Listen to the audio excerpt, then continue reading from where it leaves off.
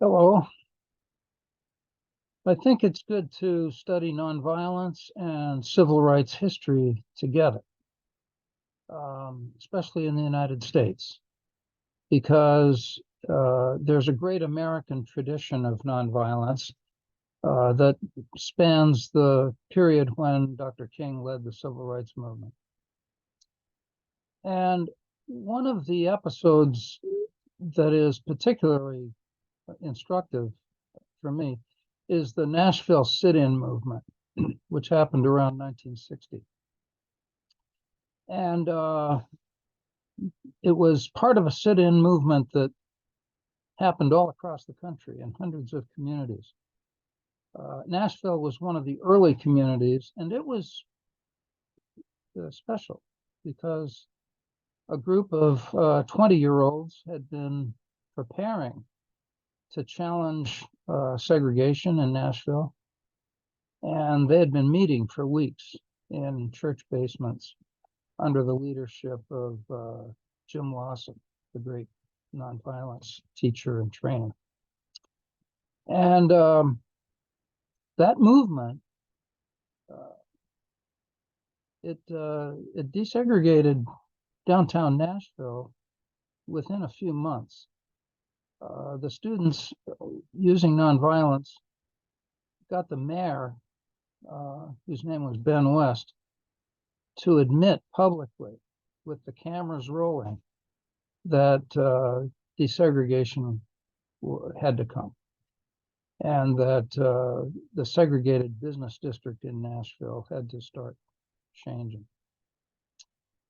Now, an American writer, a very famous writer named David Halberstam, was a young reporter in Nashville at the time of the sit-ins, and he got to know these students and their teachers, that Bernard Lafayette and John Lewis, who went on to become a great congressman, just passed away recently, Diane Nash, Marion Barry, who became mayor of Washington, D.C., was one of those students in the Nashville sit-ins. And Halberstam was really impressed with these young people. He followed what they did. He followed the various steps of the sit-in movement, and then the boycotts that were added to the sit-ins at a certain point. He followed that confrontation with the mayor, at which Ben West admitted that, yes, segregation had to end. And Halberstam always meant to write about those young students. And he finally did in the late 90s. He published a book called The Children. And The Children is a fantastic book for explaining this chapter in the civil rights movement, and also for showing how important nonviolence was and how important the nonviolence training that these students went through was in accounting for the success of their campaign against segregation. I really like this book, The Children, and I'd like to suggest that you find it and read it, especially part one of the book.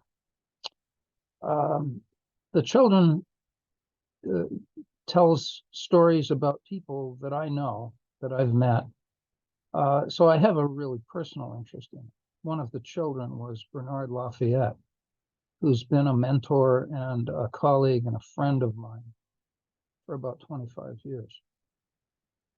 But this book isn't read as much as it should be, and I think I know one reason. The title, The Children, is a little bit ambiguous for people who don't already know the story. That's one problem. And then another problem is that this is a long book, quite thick. It has 88 chapters. And the chapters are just numbered. They don't have titles. there is no table of contents in the original book. And that makes it a little difficult to figure out what can be found in the book. So I met David Halberstam once, shortly after the book was published. And I mentioned that for teachers and students, it would be really useful to have a table of contents for it. And he saw my point, and he said, well, that's not for me to do. My work on the book is finished. So I went ahead and read the book again, and this time composed little titles for each of the 88 chapters. And I've been using a handout with that sort of unofficial table of contents for the children now for a long time. The unofficial table of contents is available as a little ebook called A Look Inside David Halberstam's The Children. And you can look it up on Amazon, and I think it's free. I think it's free under the Kindle Unlimited program, and it costs a couple of dollars if you're not part of that program. But here's an example. Chapter 13 in the sequence of 88 chapters. 13 is just a number, and it's a short chapter. But that chapter is probably the favorite reading that I've given students over the past 20 years.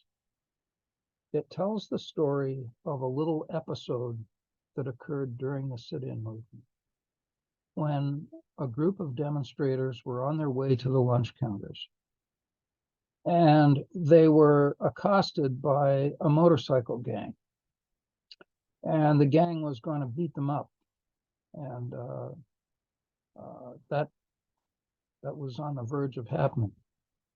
But Jim Lawson intervened, started talking with the leader of the motorcycle gang, got him into a conversation about motorcycles, in fact.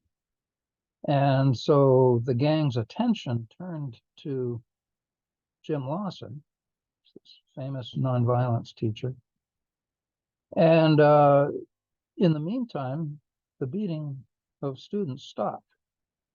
And the conversation went on for a few minutes. And then finally, Jim Lawson reached a point where he was able to say, it's been great talking to you. I'll see you later. And he rejoined his students, and they went on to the demonstrations. The book is full of stories like that. It's full of little biographies of really interesting people who played an important role at that stage in the civil rights movement. And it shows how those children from the Nashville sit-ins went on to rescue the Freedom Rides the following year and to become members of Martin Luther King's staff and to become founders of SNCC, the Student Nonviolent Coordinating Committee. David Halberstam's The Children is a book you should read. If this has been informative to you, I hope you'll subscribe to this channel and give the video a like. And I'll see you again very soon.